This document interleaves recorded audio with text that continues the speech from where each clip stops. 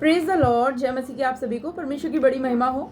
जी हाँ, आज एक और भविष्यवाणी करने वाली हूँ मैं, जो परमेश्वर की ओर से है, और साथ ही साथ कुछ ऐसे लोगों के मैं चीज़ों को बताने जा रही हूँ, और आपको ध्यान से सुनना होगा।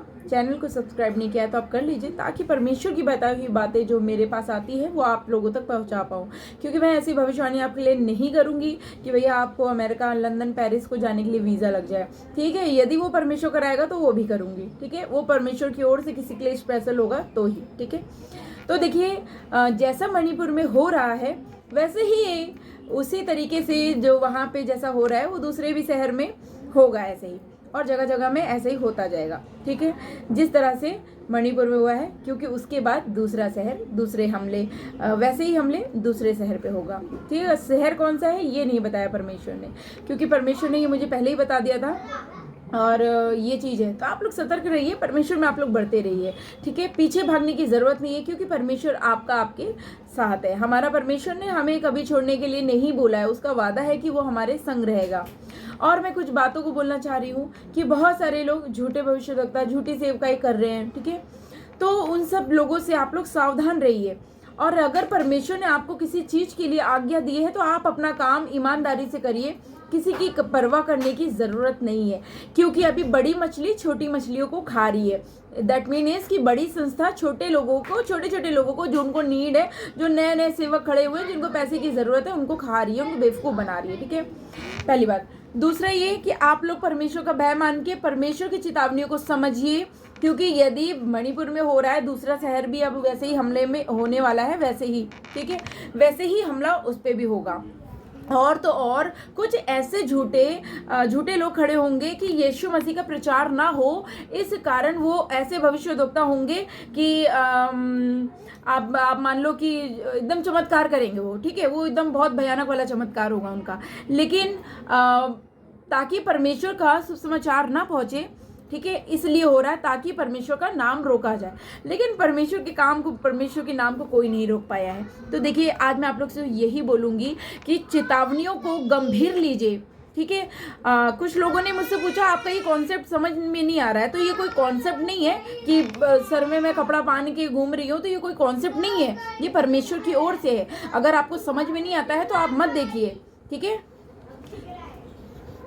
हाँ जी, तो अगर आपको कॉन्सेप्ट नहीं आ रहा है समझ में, बहुत सारे लोगों का ये क्वेश्चन है कि ऐसा सच में परमेश्वर ने बोला है, ये है वो है, तो भैया ये परमेश्वर ने बोला है। मुझे कोई शौक नहीं है कि मैं अपने बाल को बांध के घूमूं इधर से उधर, है ना। मुझे कोई शौक नहीं है कि भाई गलत काम लोग कर ही रहे हैं और मैं उनके लिए रो रो के प्रार्थना करूँ, विनती करूँ, ओ परमेश्वर प्लीज़ मेरे लोगों को बचा ले। देखिए, मेरे को कोई शौक नहीं, लेकिन मैं परमेश्वर के काम को कर रही हूँ खाली।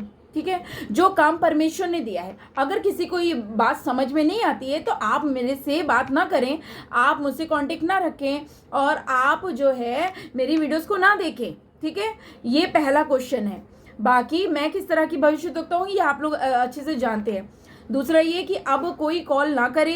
क्यों कॉल ना करे? देखिए, मैंने एक ग्रुप बना दिया है, जो मेरे यूट्यूब से जुड़े हैं, जो यूट्यूब से आ रहे हैं, जिनको मुझसे पर्सनल बात करना है, तो मैंने एक ग्रुप बना रखा है। आपको मैं उस ग्रुप में जोड़ लूंगी, सिर्फ उन्हीं से ही बात करूंगी जो मेरे उस ग्रुप में होंगे। अदरवाइज मैं किसी और से बात नहीं करूंगी।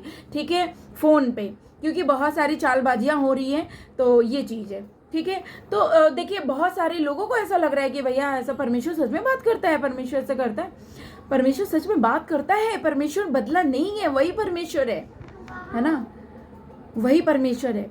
अगर परमेश्वर ने आज मुझे ये आज्ञा दिया तो मैं उसकी आज्ञाओं को पूरा कर रही हूँ। तो आपका जिसको चेतावनियों को लगता है कि हाँ मुझे चेतावनी सुननी चाहिए, जिसको लगता है कि हाँ ये परमेश्वर की ओर से है, तो आप रखो। नहीं लगता है तो आप हटा दो, कोई जबरदस्ती नहीं है। ठीक है, क्योंकि मैं झूठी बातों को आप लोग के संग नहीं कर सकती।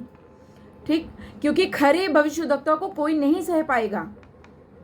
यदि और मैं जो बातों को बोल रही हूँ ये परमेश्वर की ओर से बोल रही हूँ, नहीं बोल रही हूँ, क्या है क्या नहीं है। कितना आप लोग मेरे को कुछ भी बोल देते हैं। हाँ, झूठी है, नर्क में चली जाएगी, यहाँ चली जाएगी। मतलब मैं समझ नहीं पा रही हूँ कि जब परमेश्वर आएगा और परमेश्वर ये सारी बातों को पूछेगा तो आप कैसे जवाब दोगे, कैसे खड़े हो पाओगे आप लोग। मलाकी की पुस्तक 3 अध्याय, उसका मैं एक वचन पढ़ती हूँ, ध्यान से सुनिएगा। अब 3 अध्याय, हाँ, उसका मैं वचन पढ़ती हूँ। ठीक है, 18 वचन है। नहीं, पहले ही है। ठीक है। मैं आ जाएगा, हाँ, वाचा का वह दूत जिसे तुम चाहते हो, सुनो वह आता है, सेनाओं की यहोवा का यही वचन है। परंतु उसके आने के दिन को कौन सह सकेगा, और जब वो दिखाई दे तब कौन खड़ा रह सकेगा। देखिए क्या है, मतलब परमेश्वर साफ साफ बोल रहा है, भैया गलत कामों को करना छोड़ के परमेश्वर के पीछे चलिए, परमेश्वर के भय को मानिए। झूठा सही गलत बोलने से अच्छा है कि आप प्रार्थना करिए, है ना। आप प्रार्थना करिए, परमेश्वर न्याय करेगा। यदि मैं गलत बोलूंगी तो मेरा न्याय करेगा। यदि आप में से कोई एक भविष्यद्वक्ता को गलत बोलेंगे तो परमेश्वर उसका भी हिसाब किताब करेगा, है ना। जलन की आत्मा को अपने अंदर से जाने की आज्ञा दीजिए। यदि आप मेरे से इतना चिढ़ेंगे, इतना जलन रखेंगे तो ऐसा नहीं है, ऐसा गलत है, ये चीज, है ना, ये गलत है।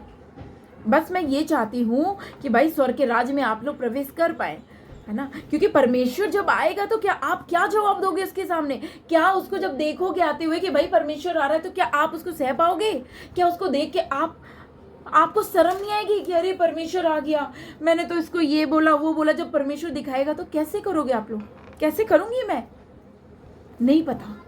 तो आज आपके पास समय है कि परमेश्वर के आने से पहले अपने चरित्र को धो ले, और परमेश्वर के आने से पहले अपने आप को धो के शुद्ध करे, दूसरों की बातों को ना सुने। वचन में क्या लिखा है, परमेश्वर क्या कह रहा है, इस बात को सुनिए, समझिए इन बातों को। मैं आपको खुश करने वाली कोई भी बात नहीं बताऊंगी, ना ही मैं आपको खुश करूंगी।